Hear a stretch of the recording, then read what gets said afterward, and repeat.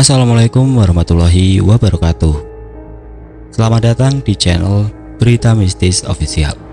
Untuk kisah kali ini ada sebuah kisah yang ditulis oleh Bobby Bear. Dan untuk kisahnya yaitu kisah yang berjudul Misteri Meninggalnya Sahabat Kami. Sebelum kita masuk ke ceritanya, teman-teman tekan dulu tombol like video ini dan jangan lupa tekan juga tombol subscribe channel ini. Dan nyalakan juga lonceng notifikasinya.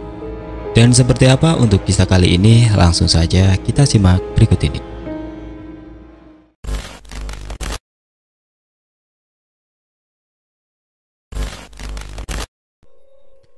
Cerita ini ketika saya SMP dan zaman-zamannya acara si bolang.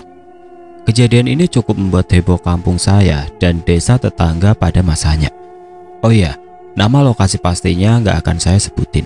Intinya, ini terjadi di pelosok Jawa Barat, di sebuah kampung atau desa yang saya tinggali dulu. Mungkin kalau ada sahabat-sahabat saya masa itu lihat cerita ini, apa kabar? Semoga kalian sehat terus. Saya cuma mau bilang saya kangen banget sama kalian. Orang utama dalam cerita ini tentunya saya sendiri, Andi, nama samaran, dan sohib-sohib saya si Darwis, Sugi, Yoyo, sama si Angga. Kita beda sekolah. Saya sama si Yoyo itu SMP dan sisanya itu MTS. Tapi kita satu kampung dan satu tongkrongan juga. Nah, tempat biasa kita nongkrong itu di rumah Yoyo. Karena mamanya dia itu kalau kita main di rumahnya suka disuguhin atau disediain makanan banyak banget di meja. Kadang kita juga temen-temennya suka dikasih uang jajan gitu sama mamanya, asal temenin Yoyo. Karena mama dan papanya ini kerja semuanya, jadi dari kecil si Yoyo emang sering banget ditinggal-tinggal sama orang tuanya. Karena anak satu-satunya, ya pasti kesepian. Ya kata mamanya, juga untung ada kita-kita. Singkat cerita, kita pulang sekolah. Di rumah langsung pada ganti baju. Yang harusnya langsung ke madrasah buat ngaji, kita-kita malah main di rumah Yoyo dengan pakaian baju ngaji kita. Orang tua pada saat itu ya nggak curiga kan, pakai baju ngaji, ya pasti dikira mau ngaji. Kita main PS2 yang lagi hot-hotnya, baru dibeli orang tua Yoyo. Ya apa daya, saya sama teman-teman yang lain cuma bisa nebeng main di rumah Yoyo. Mainlah kita gantian. Lagi seru-serunya main, si Yoyo bilang, kalau di antara kita, misal gua meninggal lebih dulu, kalian bakal kehilangan nggak? Kita nggak ngedengerin saat Yoyo ngomong gitu dan fokus main. Saya ngedenger sebenarnya, cuma saya ngerasa omongan dia ngawur aja. Karena ngerasa dikacangin, si Yoyo nge-pause gamenya dan dia ngulang lagi kata-katanya. Kita semua pada bengong saat itu. Karena kita hatam banget sama karakter si Yoyo ini. Orangnya itu nggak pernah seserius ini kalau ngomong, karena orangnya itu tengil. Selengean gitu. Pokoknya tipe-tipe manusia yang mencairkan suasana lah. Dengan dia ngomong gitu, ya kita kayak aneh gitu ngedengernya. Candaan receh saya itu dengan saya tempelin tangan saya ke jidatnya. Buat mastiin aja lagi panas apa enggak ini anak. Ditepislah tangan saya sama dia. Apa sih? Panas aku maan. Kan masih hidup. Ujarnya kesal. Celetuklah si Darwis. Siapa tahu kamu lagi gilanya, ya An. Semua pada ketawa itu saat itu. Pada ngecengin si Yoyo. Oh ya, di antara sahabat-sahabat saya yang lain, si Yoyo ini yang paling deket banget lah sama saya. Dari kecil dia selalu dititipin di rumah saya sama mamanya. 2 minggu kemudian setelah dia ngomong aneh itu, si Yoyo ini datang ke rumah saya. Kebetulan saat itu kita libur semester 1, jadi nggak sekolah. Pagi itu saya lagi ngerokok sama ngopi. Mumpung ibu sama bapak saya lagi pada keluar. Kalau ada di rumah, habislah saya digamparin. Oh ya, di kampung saya, anak SD SMP ngerokok itu udah lumrah banget ya. Balik lagi ke si Yoyo. Tanpa salam, tanpa ketuk pintu, si Yoyo masuk ke rumah saya. Duduk, terus minum kopi saya dan bilang, Aduh pangeranku, ngopi hitam, rokok sampurna kretek, berasa hidup milik sendiri. Bacot lu, jawabku kasar. Naik gunung yuk Per. Tenang aja, masalah uang sama alat Ntar aku minjem ke om aku. Saya tetap nggak mau nerima ajakan si Yoyo, meskipun terus maksa buat ngajak naik gunung. Ya dadakan gitu, siapa yang mau coba? Gak lama dari itu, si Darwis datang ke rumah saya juga sambil bawa beras kantong kresek kecil warna hijau yang transparan itu loh. Ini lagi manusia satu, ngapain kamu bawa beras ke rumah gua? Tanya aku sama si Darwis agak sedikit kesal gara-gara si Yoyo pagi-pagi maksa naik gunung. Si Darwis cuma senyum lalu duduk di samping si Yoyo. Emang pada aneh-aneh teman-teman saya heran. Dia bilang buat liwetan kita. Katanya di rumah dia lagi banyak beras. Jadi ibunya bilang kalau mau liwetan pakai beras kita aja. Nah, karena ada si Darwis di rumah saya, si Yoyo ngajak si Darwis juga. Seperti biasa, masalah duit sama alat, si Yoyo bisa handle lah, dia bilang. Tapi yang namanya ngedadak, si Darwis juga nggak mau. Meskipun di antara kita yang pernah naik gunung cuma si Darwis. Ya lagian, si Yoyo aneh banget. Orang yang bener-bener profesional aja mau naik gunung harus ada persiapan jauh-jauh hari. Apalagi kita newbie. Gak sebirahi itu juga kali yo. Hari ini ngomong, hari itu juga berangkat. Saya juga nanya, kenapa pengen banget naik gunung sih yo? Dia cuma jawab, ya pengen aja kayaknya tenang. Terus si Darwis bercandain, dia bilang, ya pengen tenang mah meninggal aja yo. Saya kepret itu mulutnya si Darwis. Mulutnya emang suka minta di ospek, sembarangan kayak si Sugi. Lalu si Darwis ini nyaranin, gini aja deh yo, gimana kalau camping di Bukit Ek? Dulu ya gue pernah sama bapak kesana ke hutan, tapi nggak ke bukitnya sih. Ya tapi kata bapak gue bukit itu luas, kayaknya mah enak buat camping, mumpung libur kita, gimana? Si Yoyo mulai mikir dan akhirnya mengangguk sambil senyum-senyum. Sok, kapan berangkatnya? Mumpung kita lagi libur panjang. Tanya si Yoyo sangat-sangat antusias. Dijawablah sama si Darwis sedikit kesal. Ya nanti kalem dulu yo, buru-buru amat. Emang mau kemana gitu? Mau prasmanan? Nih makan-makan beras banyak. Sambil menyodorkan beras yang ada di plastik ke depan muka si Yoyo. Di situ kita ketawa lagi. Singkat cerita, malam hari habis isya, si Yoyo, Sugi, sama si Angga nyamper ke rumah saya sambil manggil kayak anak kecil ngajak main gitu. Andi, Pangeran Kayangan, ucap mereka serempak. Saya buka pintu. Mereka lagi tersenyum tengil gitu sambil bawa gembolan gitu di sarungnya si Yoyo. Udah maling di mana? Kataku bercanda. Mereka langsung duduk di teras rumah saya. Ternyata di gembolannya si Yoyo itu banyak banget makanan cemilan. Manis, asin, banyak banget. Sampai frutang jeruk sama kopi saset ABC juga ada. Pas ditanya mau pada ngapain bawa-bawa banyak makanan ke sini, mau pada dagang, saya bercandain lagi. Ternyata buat nanti bekal kalau kita camping. Dan mau dititipin di rumah saya. Pagi harinya saya nggak ikut main tuh, meskipun mereka nyamper buat main. Sampai akhirnya sore tiba, disamper lagi seperti biasa, manggil nama saya, selalu begitu kayak anak kecil ngajak main. Buka pintu ternyata si Sugi bawa batok kelapa yang udah dikupas kulitnya dan ngajak ke rumah si Yoyo. Gak nanya buat apa dan mau ngapain, saya ikut aja. Sampai di rumah si Yoyo, si Darwis lagi nulis di kertas kosong. Karena saya penasaran, saya samperin, apa sih yang ditulis si Darwis? Ternyata nama asli dan tanggal lahir lengkap kita berlima dia tulis. Saya tanya buat apa? Jawabnya, cuma lihat aja nanti. Ya udah, saya cuekin aja lah. Saya ngelirik ke arah si Angga. Dia lagi ngebelah batok kelapa yang tadi dibawa si Sugi. Pokoknya mereka itu sibuk bikin sesuatu lah yang saya nggak tahu. Nunggu mereka yang nggak jelas, saya lebih milih tiduran bentar di dalam rumah si Yoyo. Tibalah saya dibangunin. Kaget saya. Saat saya lihat apa yang dipegang si Angga, jelangkung. Bukannya serem, saya malah ketawa ngakak. Kenapa ngakak? Yang saya tahu ya, kalau jelangkung itu bajunya itu harus kain putih.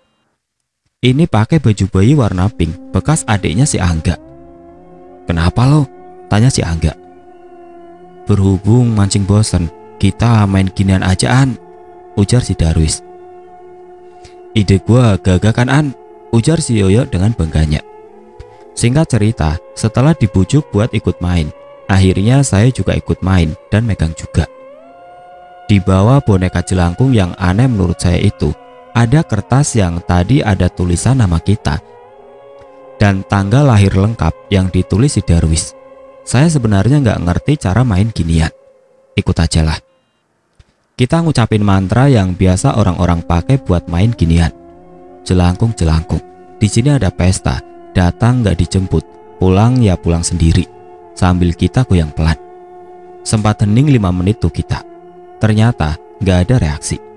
Saya rasa emang mantranya salah deh. Pada dasarnya si Yoyo sok tahu aja. Diulang dengan mantra yang berbeda. Jelangkung, jelangkung. Di sini ada pesta. Datang nggak dijemput, pulang nggak diantar. Serempak kita ucapin mantra itu 2 kali sambil digoyangkan pola memutar pelan. Terus si Yoyo bilang, hadir. Saya tunggu 5 menitan sambil larak lirik kiri kanan depan belakang. Nggak ada reaksi sama sekali. Tapi boneka jelangkungnya emang agak berat, nggak seperti awal kita pegang. Ah, nggak ada setannya juga, ucap si Angga. Ini percaya atau enggak ya, pekarangan rumah si Yoyo itu luas dan ada beberapa pohon mangga berjejer 3. Nggak lama dari omongan si Angga ini, ada angin kenceng banget, tapi hanya di 1 pohon aja. Tahu kan, pohon yang kena terpaan angin. Ini percaya atau enggak? Tapi saya benar-benar baru kali itu lihat hal aneh dalam sebuah permainan. Mata kita berlima tertuju ke 1 pohon mangga yang paling tengah. Melongo aja kita, kok bisa ada angin, tapi yang kena cuma 1 pohon. Tangan kita masih megang boneka jelangkung. Tiba-tiba si Yoyo teriak, guys, setan! Tangan si Yoyo melepaskan boneka itu dan meremas lengan baju saya sama si Darwis. Saya yang ngerasa itu kenceng banget. Habis teriak, si Yoyo cuma diam. Matanya melotot, tangannya masih meremas baju saya sama Darwis. Mirip orang lagi step gitu. Itu kita coba lepas gak bisa. Si Angga sama si Sugi panik banget saat itu. Udah, yuk bakar kertasnya. Kesurupan ini mah. Cepet bakar kertasnya, teriak si Darwis. Saya masih coba melepaskan remasan tangan si Yoyo sambil manggil-manggil nama dia. Sumpah, dia gak kedip sedikit pun. Si Sugi meremas kertasnya lalu membakarnya. Boneka jelangkungnya dibuang ke kebun belakang rumah si Yoyo sama si Angga. Mereka juga masih manggil-manggil nama si Yoyo, tapi gak ada sautan sama sekali. Wis, gimana ini? Yuk, kamu jangan bercanda lah. Singkat cerita, si Angga manggil guru ngaji kita tuh, yang setiap sore ada di madrasah buat bantu sadarin si Yoyo. Puji Tuhan, akhirnya si Yoyo sadar dengan nafas yang ngos-ngosan sambil bilang, itu setan banyak. Terus menerus, matanya berkaca-kaca, dadanya juga naik turun. Ya, tapi saya dan yang lain gak lihat. Cuma si Yoyo yang bisa lihat. Kita cuma lihat ada angin besar, tapi hanya di 1 pohon aja. Udah, itu aja yang kita lihat.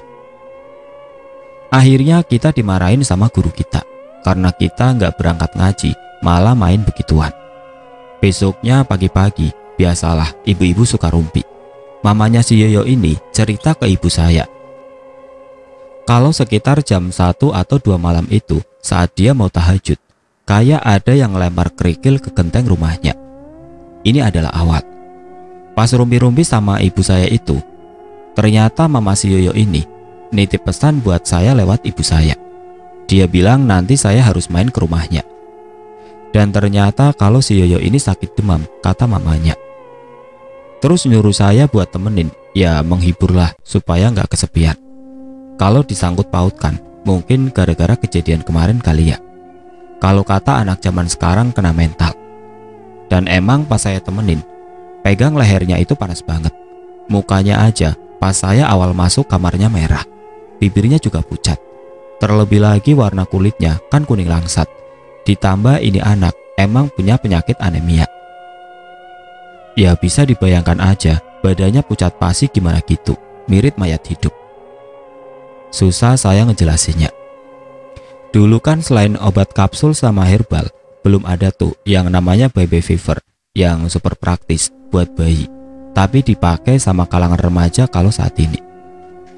Alternatif kedua yang ngandelinnya kompresan, yang beberapa menit meres lagi. Saya juga bantuin tuh mamanya Yoyo buat meres kain kompresnya. Berjam-jam saya di situ nunggu dia bangun tidur. Malah saya jadi ngantuk juga. Syukurnya lama-kelamaan demamnya udah mulai turun. Lalu bangun dan udah bisa bercandain saya lagi. Saya dilempar kain kompresan sama dia. Seneng banget saya saat itu. Terus saya penasaran sama yang dialamin si Yoyo kemarin. Terutama sih apa yang dia lihat saat itu. Sebelum ngomong, dia celingak-celinguk dulu. Kayak takut-takut gimana gitu. Dan ngomongnya juga bisik-bisik ke saya. Saya heran, ini anak kenapa gitu? Ya saya juga jadi ikutan celingak-celinguk jadinya. Meskipun gak tahu kenapa. Terus dia bilang, katanya pas kita lihat pohon yang kena angin itu, dia lihat ada banyak perempuan rambut gimbal, baju putih lusuh, mukanya gak jelas. Oh, saya baru inget. Pantas saja dulu sepupu dia yang masih kecil itu nangis kejer minta pulang kalau berkunjung ke rumah si Yoyo. Katanya banyak orang gila di sana. Sambil nunjuk-nunjuk ke arah pohon mangga kembar 3 itu. Mungkin yang dia maksud itu kuntilanak kali ya. Terus si Yoyo juga cerita, pas abis maghriban dia ngerasa lemes banget katanya. Tadinya mau makan dulu, tapi bener-bener lemes, terus gak enak badan. Jadi dia lebih milih masuk kamar buat tiduran. Baru tutup mata beberapa menit, pindah posisi nyamping ke arah dinding. Kok kayak ada hembusan nafas dan agak seliweran bau bangkai katanya. Pas buka mata dia ngeliat pocong dengan muka hitam rata, tapi matanya merah besar. Seumur hidup katanya baru kali ini lihat makhluk-makhluk beginian muncul di depan muka. Jadi dia benar-benar kaget, teriak kencang itu saat itu. Sampai tetangga pada nyamperin. Tapi saya kok nggak denger ya kehebohan itu. Padahal rumah saya juga lumayan deket. Paling kehalang 5 bangunan rumah saja. Terus mamanya lari dari dapur ke kamar si Yoyo. Pasti kaget lah, kayak kenapa ini anak saya gitu. Pas dilihat, si Yoyo lagi duduk sambil nyender ke dinding kasur. Terkulai lemas sama keringat dingin. Mukanya itu pucat sepucat-pucatnya. Mungkin itu juga yang ngebuat dia demam akhirnya. Kan mitosnya gitu, kata orang tua zaman dulu. Kalau habis lihat makhluk begituan pasti sakit. Dan saya itu kenal banget. Si Yoyo ini emang penakut, tapi penasaran orangnya. Ya mungkin mitosnya kena di si Yoyo. Udahlah, saya juga nggak mau buka-buka lagi, takut dia jadi parno. Harusnya kalau lagi sakit teh ditemenin pacarnya yo, bukan sama gua yang sama-sama lelaki. Nggak romantis gini mah, kataku mengalihkan pembicaraan. Si Yoyo udah mulai ketawa lagi tuh. Momen ini ituan, nanti mah kamu akan kangen kayak gini kalau aku udah meninggal duluan, ujar dia dengan senyum khasnya. Saat itu jujur saya ngelihat senyuman dia itu adem banget tapi sendu. Susah saya jelasinnya, pokoknya bawaannya ke saya itu bikin tenang tapi sedih ngelihatnya. Saya cuma nanggapi omongan dia itu kayak, apaan sih lo, panjang umur kok. Bukan saya mau sok tahu masalah umur orang, tapi saya tegesin niat saya itu agar dia nggak bicara soal kehilangan dan meninggal terus. Udah aja gitu, itu urusan Tuhan, nggak usah terlalu sering mendikte soal kematian. Saya paham kok, semua orang pasti akan mengalami kematian dan ditinggalkan. Karena itu hukum pasti dan jawabannya cuma waktu. Lo inget nggak, dulu pas SD kita berdua sering banget nginep. Besok di rumahmu, besoknya lagi di rumahku. Sekarang mah kamu nginep di rumahku cuma malam minggu doang, ujarnya. Matanya yang sayu itu natap saya kayak berharap gitu. Padahal ya nggak nginep juga, kita main setiap hari. Sekolah juga di sekolah yang sama, pulang pergi barengan. Sekarang mau nginep nggak? Lanjutnya lagi. Saya iyain aja ajakannya, kasihan juga dia lagi sakit. Besoknya tetap sama demam lagi, dan saya juga masih nginep di rumahnya. Dan hari itu pun berlalu. Keesokan harinya lagi, pada sore hari, dia udah agak baikan. Karena pas saya sama yang lain mau nengokin lagi, dia udah duduk-duduk santai lagi seperti biasa di depan rumah. Wah, pertanda udah sembuh, kata saya dalam hati. Tegur sapa kita di sana. Basa-basi nanya keadaan dia, udah baikan apa belum. Doain dia cepat sembuh. Kalau yang doain itu bukan basa-basi, itu serius. Bawa apa? Tanya si Yoyo ke si Darwis. Oh ini mah sapu jagat yo, buat bikin tato semi permanen. Mau nyoba? Tawar si Darwis. Saya tahu banget sama daun ini.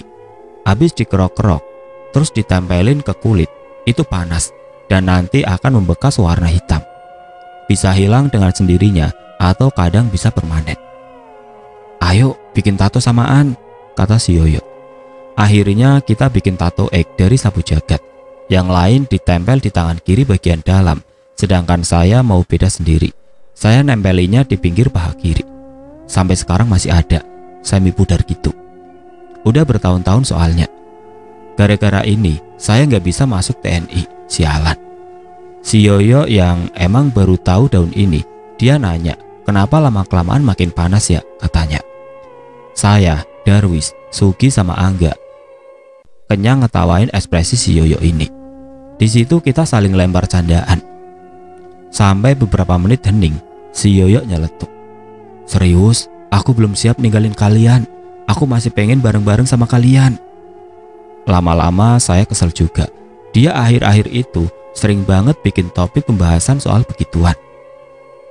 Ternyata bukan cuma saya yang kesel, yang lain juga kesel. Dilihat dari raut muka mereka yang mengerutkan dahi gitu. Si Sugi bilang, kamu ngomong gitu terus, kayak mau meninggal besok aja yuk. Udah jangan ngomong gitu terus atuh ah. Insya Allah kita akan sama-sama terus. Iya, maaf ya guys. Saya mau ceritain sedikit kejadian beberapa hari ke belakang sebelum kami berangkat camping. Hal baru banget, ini terjadi di rumah Yoyo. Jadi ini aneh menurut saya ya. Setiap mau masuk maghrib, rumahnya itu selalu didatangin beberapa ular warnanya hitam legam. Kalau sekali dua kali, ya masih nggak aneh sih menurut saya. Karena rumah si Yoyo sampingnya kan kebun. Dan akhir-akhir itu, tiap pagi saat mamanya mau nyapu halaman, suka nemuin buntelan putih isi tanah merah di samping rumahnya. Sama pernah sekali ketika bapaknya si Yoyo mau berangkat kerja. Bapaknya ini nemuin ayam cemani yang tergeletak di depan rumahnya. Kayak baru disembelih gitu. Karena darahnya berceceran di sana. Mamanya ini penasaran. Kok rumahnya jadi aneh? Terus mau sekalian juga buat nyembuhin si Yoyo. Datanginlah orang pintar ini ke rumahnya. Yang katanya orang pintar ini bilang, kalau ini semua itu ada yang mau nyelakain mereka atau orang tua si Yoyo. Dari orang yang hasad atau dengki sama keluarganya. Dan orang yang ngelakuinnya itu adalah orang terdekat. Lah, sok tahu ini dukun, kata saya dalam hati. Tapi ya kalau saya mau berburuk sangka ini sama orang.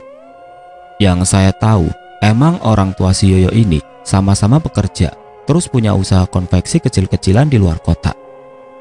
Dan punya toko kelontong cukup gede di pasar. Yang gak terlalu jauh lah dari kampung juga. Kata ibu saya juga, usahanya ini emang lagi pada naik. Lagi bagus-bagusnya. Mungkin ini Maya, ada yang gak suka sama usaha mereka. Mungkin ya, karena saya gak tahu soal begitu-begitu. Setiap jam 1 malam, ketika mamanya mau sholat tahajud, di atas genting, suka ada yang lempar kerikil. Terus kayak ada yang jalan juga di atas genteng. Barang elektronik juga kadang suka nyala sendiri. Saya pernah tuh, pas nginep di rumah si Yoyo, kipas angin nyala sendiri. Gak ngerti deh ya. Jadi saya pikir ini kayaknya gak ada hubungannya sama permainan kita tempo hari. Kebetulan aja kami waktu itu main jelangkung. Terus di hari yang sama ada juga mungkin ada yang iri begituan. Lanjut cerita. Hari Minggu pagi tepat pukul 8 lebihan kalau gak salah, kami mulai berangkat. Saya mau ngasih tahu dulu dena campingnya biar gak bingung. Jarak tempuh, pemukiman warga, ke pesawahan, maksimal estimasi waktu 1 jam. Persawahan ke hutan tandus, maksimal estimasi waktu 2 jam 40 menit. Hutan tandus ke hutan rimbun, maksimal estimasi waktu 3 jam. Hutan rimbun ke Bukit Ek, Maksimal estimasi waktu 4 jam 25 menit. Nah, tujuan kami mau ke Bukit X-nya. Si Darwis sering keluar masuk hutan sama bapaknya buat berburu karena sering merusak palawija milik warga. Jadi ya kami percayakan pada dia untuk jalan paling depan. Kedua si Yoyo, ketiga saya, keempat si Angga, dan terakhir si Sugi. Karena jalannya kecil, setapak gitu, pinggirnya itu kan banyak rumput liar yang banyak durinya, dan itu lumayan tinggi juga rimbun. Jadi nggak bisa jalan berdua-dua. Kebiasaan si Darwis kalau ke hutan, di pinggangnya itu selalu ada golok yang ada talinya buat dipakai atau diikat mirip gesper. Tahu kan, bapak-bapak kalau mau ke hutan, buat nebas-nebasin dahan yang menutupi jalan. Dia kan suka banget sama si Bolang, bocah petualangan itu. Di perjalanan dia meniru-nirukan gaya si Bolang. Dan saya bertindak sebagai kameramen gadungan. Sementara yang lain sisanya jadi teman-temannya si Bolang. Sambil jalan kami nyanyi-nyanyi soundtrack si Bolang. Duh, kalau ingat ke masa-masa itu tuh rindu banget. Fai, saya juga ke hutan bawa sajam, yaitu belati pramuka. Di perjalanan menuju hutan tandus aman-aman saja. Seperti biasa kami ngelawak, kami ketawa bareng. Seperti biasa juga yang jadi bahan bulian adalah si Sugi. Kami ini kalau ngelihat hal lucu, ketawanya emang suka nggak kekontrol. Dimanapun dan apa yang kami lihat sekarang, ya kami omongin saat itu juga. Singkat cerita kami udah masuk hutan rimbun. Saat itu saya lihat arloji tangan. Kalau nggak salah jam 2 kurang apa lebih, saya agak lupa. Hutannya rimbun banget. Cahaya matahari pun masuk, kayak samar-samar dari atas. Model-model hutan yang emang jarang dijamah sama manusia. Gelap dan lembab. Kata warga juga katanya, di hutan kita ini masih ada macan, juga banyak banget bagas, lutung, dan alanggur. Kalau langgur dari awal masuk hutan tandus menuju hutan rimbun, juga udah ada seliweran. Kalau macan sama lutung, saya belum melihat batang hidungnya. Ya kalau bisa macan janganlah ya. Ngeri-ngeri sedap kalau saya sama sahabat-sahabat saya disamperin macan di hutan. Ritme kami jalan di hutan rimbun itu agak sedikit dicepeti dari biasanya. Karena si Darwis sama saya itu benar-benar nggak mau ketemu maghrib di hutan rimbun. Saya pengennya pas sampai di Bukit X itu sebelum maghrib, supaya kami ini bisa rehat dulu sejenak. Barulah habis itu ngedirin tenda. Terus kita masak buat makan malam. Habis itu persiapan mereka buat ibadah juga, jadi nggak terlalu terburu-buru. Saya tuh mikirin itu juga, karena kami ini belum istirahat dari awal perjalanan. Ngobrol ngalor ngidul, jadi nggak kerasa capek. Nggak kerasa kalau kami udah jalan sangat jauh dari pemukiman. Meskipun gelap di dalam hutan, tapi yang tadi saya bilang bahwa masih ada cahaya matahari yang masuk, walau cuma kayak sorot-sorotan gitu. Manusia kan punya sudut mata ya. Di sudut mata sebelah kanan itu, saya kayak ngelihat orang ngintip-ngintip di balik pohon. Karena penasaran, dengan cepat saya nengok ke samping kanan. Gak ada apa-apa. Di dalam hati udah mulai halu ini saya. Di perjalanan sempat hening lumayan lama tuh. Tiba-tiba si Sugi teriak, "Anjrit!" dari belakang. Habis itu gerasa-gerusuk nyalip si Angga dan narik tas saya, terus dipelukin kenceng banget sama dia. Karena tiba-tiba gitu, ya saya ketarik-tarik sampai mau kecengkang ke belakang. Ngomong-ngomong, saya sama sahabat-sahabat saya ini pakai tas gunung 40L. Kecuali si Darwis yang agak lumayan gede ya, saya lupa yang berapa. 7L kali ya, pokoknya dia paling gede. "Lo kenapa sih nggak jelas banget?" Ujarku agak kesal sedikit ya sama si Sugi. "Kamu ini ya, leherku ada yang mau megang." "Itu lihat dulu ke belakang," ujar si Sugi teriak ketakutan dan masih dengan posisi yang sama meluk tas saya. Si Darwis, Yoyo, sama saya ngelihat ke belakang dan gak ada apa-apa. "Jangan horor atulah," ujar si Yoyo pelan, mungkin takut kali ya. "Gak ada apa-apa, tuh lihat belakang kamu itu si Angga," teriak si Darwis dari depan. Si Angga ketawa ngakak banget ngelihat kelakuan si Sugi dengan ketakutannya itu. "Daun kali Ki," kata si Angga. Saya pikir-pikir masuk akal juga. Dengan agak sedikit emosi, si Sugi nengok ke si Angga terus bilang, "Gigimu mirip daun. Itu tuh mirip tangan aja jarinya, ngelus leher gua." Si Darwis, si Yoyo, saya sama si Angga ketawa sengakak-ngakaknya melihat ekspresi marah si Sugi. Lanjut lagi jalan. Nah, posisi kami jadi berubah. Yang awalnya si Sugi paling belakang, jadi Darwis, Yoyo, Andi, Sugi, Angga. Gak lama dari itu, dari arah belakang kayak ada yang lari di atas semak-semak ke depan. Itu cepet banget asli, kilat banget, gak tahu apa dan gak tahu binatang apa. Kerasa kerusuk gitu, kayak orang lari di atas semak-semak yang ada ranting-ranting kecil kering di tanah. Terus diinjak-injak orang aja, gimana bunyinya? Krak, krak, krak. Apa itu teriak si Angga. Semua yang lagi pada nunduk fokus jalan, langsung angkat kepala, pada kaget dengernya. Dan mirip Sonic ya, ujar saya. Diemlah, bukan waktunya bercanda ini mah. Baru kali ini si Sugi nada bicaranya seserius itu dan penuh penekanan. Mungkin kena mental karena kejadian beberapa menit lalu. Kami sempat diam dan saling beradu pandang. Dengan kode mata si Darwis, kita semua pada ngerti maksudnya apa. 1, 2, 3, teriak si Darwis. Itu hutan dengan semak-semak tinggi dan rapat banget, yang tadinya jalan beriringan. Di situ kami semua pada lari kocar-kacir sekuat tenaga saling mendahului. Kami gak peduli tuh sama semak-semak yang ada duri-durinya itu. Si Angga lari sambil teriak jurit anjrit. Seperti yang udah saya kasih tahu ya, jurik itu artinya setan. Setelah capek berlari, akhirnya kami nemu nih tempat yang agak lumayan luas dan ada batang pohon besar tumbang melintang menghalangi jalan. Di situ kami rehat sejenak, duduk-duduk di batang pohon itu. Saya baru sadar saat tangan saya mau ngambil korek api di saku celana, belati yang saya tempelin di gesper dekat saku itu hilang. Belatiku hilang. Kamu ada-ada aja. Ya udah, diam. Aku mau balik lagi. Siapa tahu jatuh di jalan, ujar si Darwis beranjak dari duduknya.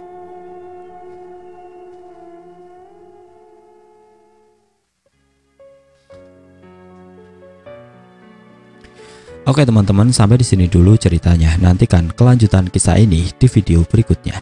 Agar tidak ketinggalan, klik tombol subscribe channel ini dan nyalakan lonceng notifikasinya. Wassalamualaikum warahmatullahi wabarakatuh.